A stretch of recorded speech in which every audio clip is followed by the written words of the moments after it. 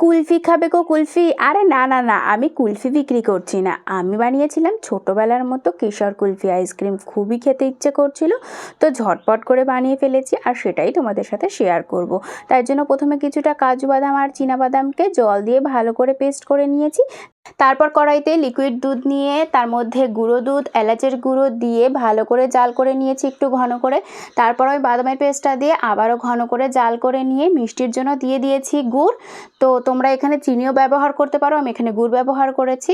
ব্যাস ভালো করে ঘন করে জাল করে নিয়ে এবার ঠান্ডা হতে দিয়েছি।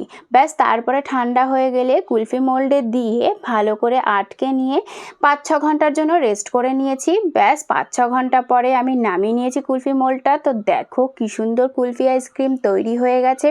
তো তোমরা বাড়িতে এভাবে তৈরি করে দেখো, দারুণ টেস্টি হয়। আমার তো খুবই ভালো লেগেছে। তোমাদের কেমন লাগলো অবশ্যই বানিয়ে অবশ্যই কমেন্ট করে জানিও।